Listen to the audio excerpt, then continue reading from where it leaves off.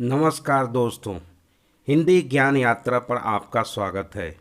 आशा करता हूँ आप सब अच्छे से होंगे। सर्वप्रथम आपको नवरात्र की ढेर सारी शुभकामनाएं। आपके समक्ष पूर्व वर्ष 28 जुलाई 2013 सीटेट के हिंदी के प्रश्न पत्र प्रस्तुत हैं। इसकी पुनरावृत्ति से आपको सीटेट में सफलता प्राप्ति हेतु काफ़ी मदद मिलेगी। तो पुनरावृत्ति आरंभ करते हैं। वीडियो को पॉज कर इस गद्यांश को ध्यानपूर्वक आत्मसात कर लें।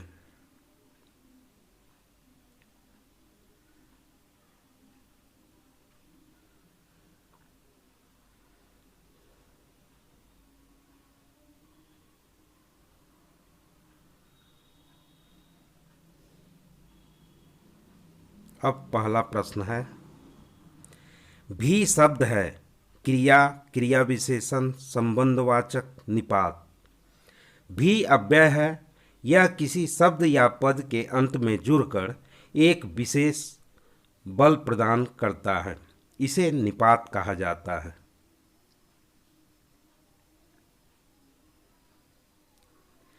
इसके विपरीत हर घर की दूसरी सच्चाई यह भी है कि वाक्य के रेखांकित अंश का समानार्थी शब्द है सुक्ति, वास्तविक, वास्तविकता, सद्वचन। सच्चाई का समानार्थी शब्द वास्तविकता होता है।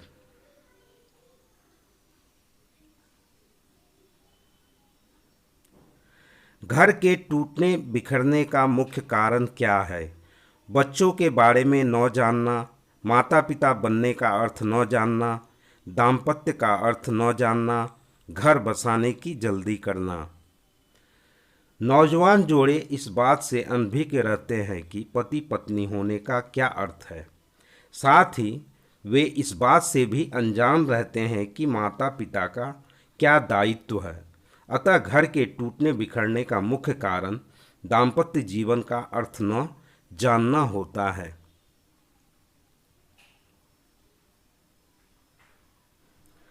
हर घर में किस चीज़ का आग्रह बना हुआ है?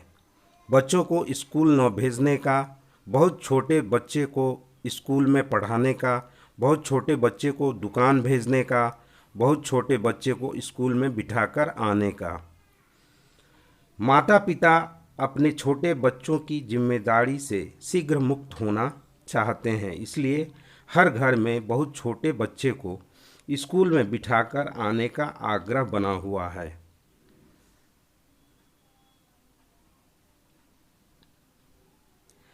लेखक के लिए किसका शिक्षण प्राप्त करना जरूरी है? पति पत्नी बनने का, बच्चों को किसी भी प्रकार की शिक्षा देने का, अच्छे माता पिता बनने का, छोटे छोटे बच्चों का उच्च विद्यालयों में प्रवेश दिलाने का। बच्चों की सही समय में सही शिक्षा देने हेतु माता पिता की क्या दायित्व होनी चाहिए, इसका शिक्षण माता पिता को प्राप्त करवाना लेखक आवश्यक मानते हैं, जिससे वे एक अच्छे माता पिता बन सकें।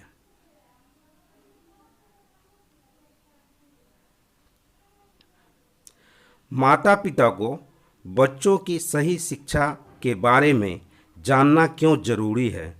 बच्चों को ज्ञानवान बनाया जा सके, ताकि बच्चों को उच्च डिग्रियां प्राप्त करवाई जा सके, ताकि बच्चे स्वयं प्रवेश लेने योग्य बन सके, जिससे बेहतर समाज का निर्माण किया जा सके। माता पिता को बच्चों को सही समय में सही शिक्षा उपलब्ध कराने के बारे में जानना इसलिए जरूरी है, जिससे बेहतर समाज का निर्माण किया जा सके।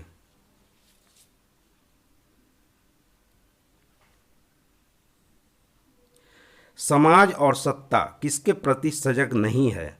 अभिभावकों के द्वारा शिक्षा प्राप्त न करने के प्रति, ज्ञानवान समाज न बन पाने के घोर संकट के प्रति, घर बसाने की शिक्षा देने वाली शाला खोलने के प्रति, माता पिता द्वारा बच्चों का पालन पोषण न करने के प्रति।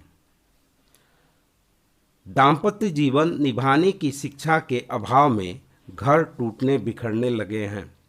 इस संकट से उबरने हेतु घर बसाने की शिक्षा देने वाली शाखा खोलने के प्रति समाज और सत्ता भी सजग नहीं है।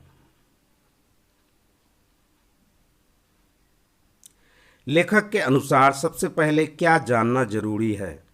दाम्पत्य की शुरुआत कैसे की जानी चाहिए, बच्चों के बारे में, बच्चों की शिक्षा के बारे में, माता पिता के शिक्षा स्तर को। लेखक के अनुसार सबसे पहले यह जानना जरूरी है कि दाम्पत्य की शुरुआत कैसे की जानी चाहिए।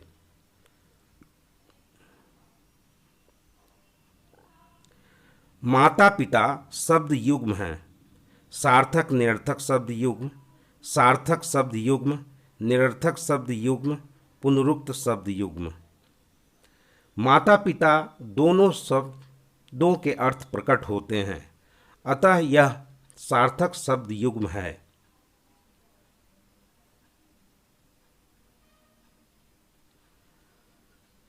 इस काव्यांश को आत्मसात कर लें। अब चलते हैं प्रश्नों की ओर।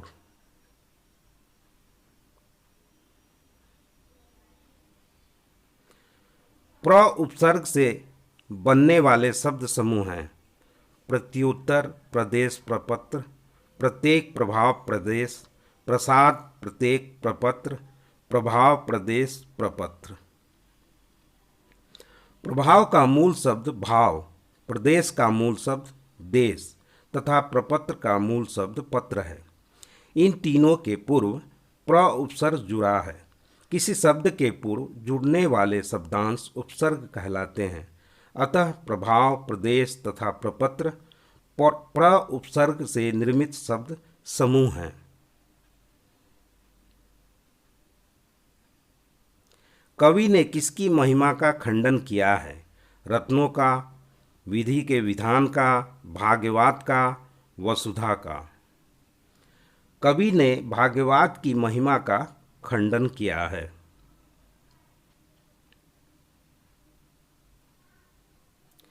विधि अंक से तात्पर्य है न्यायवादी, न्याय अंक, विधाता लिखा होना, भाग्य का लिखा हुआ।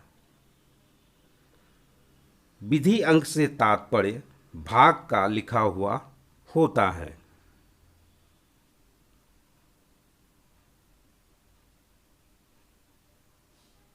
कवि के अनुसार यदि भाग ही सब कुछ होता तो क्या होता? रत्न स्वयं प्रकाश युक्त हो उठते, रत्न मिल जाते, पैरों के नीचे वसुधा होती, धरती स्वयं ही रत्न रूपी संपत्ति उगल देती। कवि के अनुसार यदि भाग्य प्रबल होता तो धरती स्वयं ही रत्न रूपी संपत्ति उगल देती।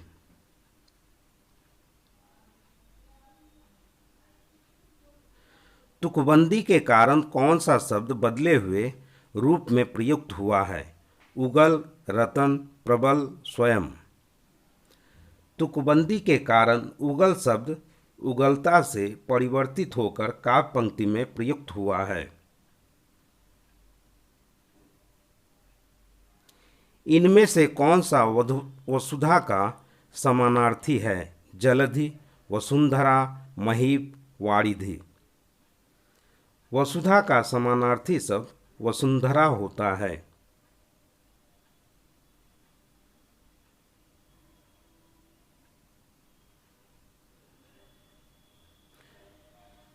बच्चों की मौखिक भाषा का सतत आकलन करने का सबसे बेहतर तरीका है शब्द पढ़वाना, प्रश्नों के उत्तर पूछना, विभिन्न संदर्भों में बातचीत, सुने हुए को दोहराने के लिए कहना। बच्चों की मौखिक भाषा का सतत आकलन करने का बेहतर तरीका विभिन्न संदर्भों में बातचीत करना होता है।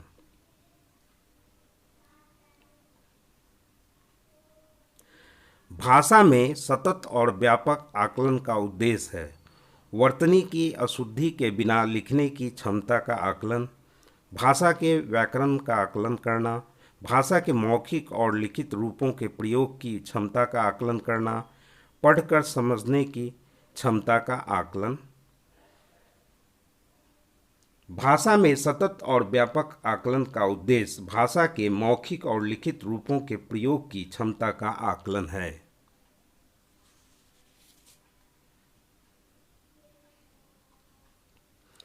भाषा कक्षा में विभिन्न दृश्य श्रव्य साधनों के उपयोग का उद्देश्य नहीं है आधुनिक तकनीक को कक्षा में लाना, सभी प्रकार के बच्चों की आवश्यकताओं का ध्यान रखना, सीखने सिखाने की प्रक्रिया को रुचिकर बनाना, विद्यालय प्रमुख के निर्देशों का पालन करना।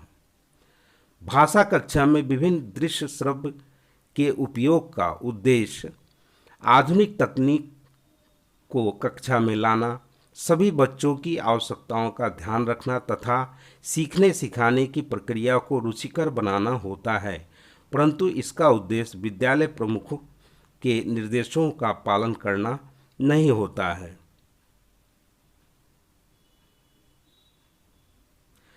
पाठ्य पुस्तक की भाषा बच्चों की घर व समुदाय की भाषा से मिलती जुलती होनी चाहिए, तत्सम प्रधान होनी चाहिए, तद्भव प्रधान होनी चाहिए, अधिकाधिक कठिन शब्दों से युक्त होनी चाहिए। पाठ्यपुस्तक की भाषा बच्चों की घर व समुदाय की भाषा से मिलती जुलती होनी चाहिए।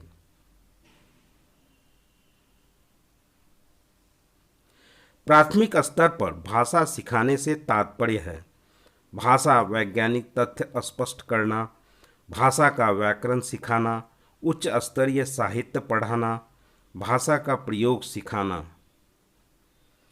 प्राथमिक स्तर पर भाषा सिखाने से तात्पर्य बच्चों को भाषा प्रयोग को सिखाना होता है।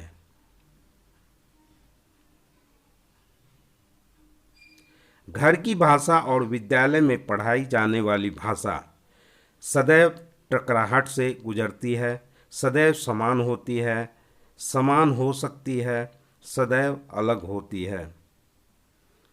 घर की भाषा और विद्यालय में पढ़ाई जाने वाली भाषा समान हो सकती है।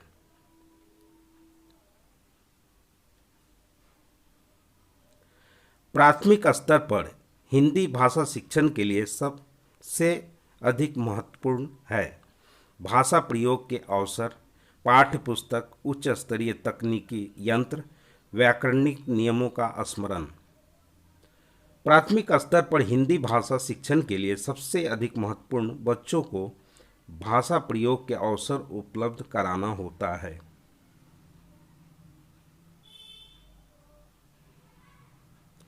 हिंदी प्रयोग के विविध रूपों को जानने के लिए सर्वाधिक उपयोगी साधन हो सकता है बाल साहित्य का विविध उपयोग, शिक्षण की विधियों का संपूर्ण ज्ञान, सुंदर ढंग से छपी पुस्तकें, उच्च स्तरीय लेखन सामग्री। हिंदी प्रयोग के विविध रूपों को जानने के लिए सर्वाधिक उपयोगी साधन बाल साहित्य का विविध उपयोग हो सकता है।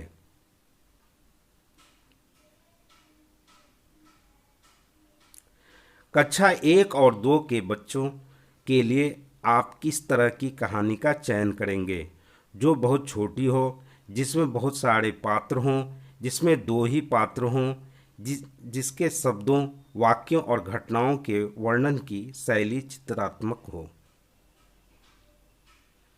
कक्षा 1 और 2 के बच्चों के भाषात्मक विकास हेतु ऐसी कहानी का चयन किया जाना चाहिए जिसके शब्दों, वाक्यों और घटनाओं के वर्णन की शैली चित्रात्मक हो।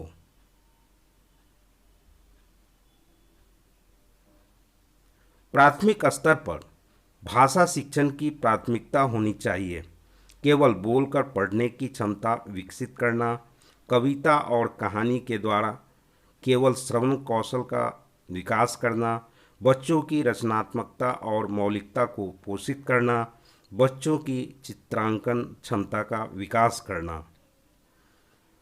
प्राथमिक स्तर पर भाषा शिक्षण की प्राथमिकता बच्चों की रचनात्मकता और मौलिकता को पोषित करने वाली होनी चाहिए।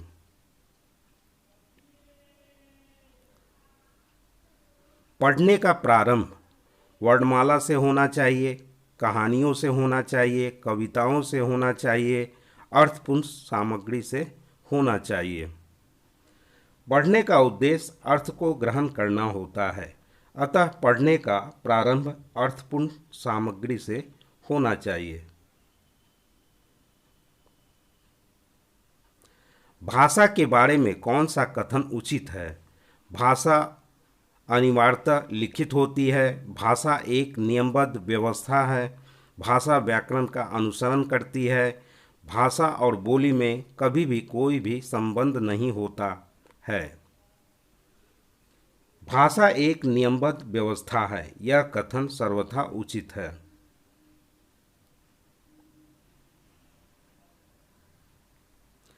प्राथमिक कक्षाओं में रोल प्ले भूमिका निर्वाह का उद्देश्य होना चाहिए।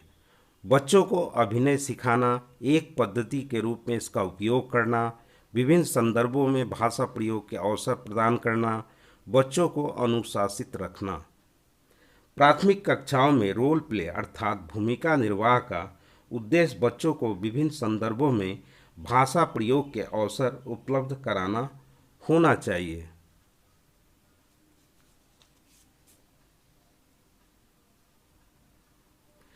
भाषा हमारे परिवेश में बिखरी मिलती है, यह कथन किस पर लागू नहीं होता?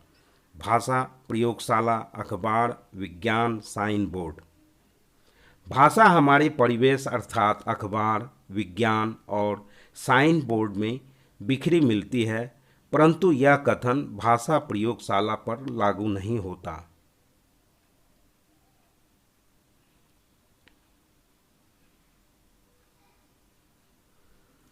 कक्षा में कुछ बच्चे लिखते समय वर्तनी संबंधी त्रुटियां करते हैं।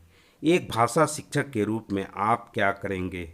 शब्दों का सही रूप लिखते हुए बच्चों को दोनों तरह के शब्दों का अवलोकन करके अंतर पहचानने का अवसर देंगे।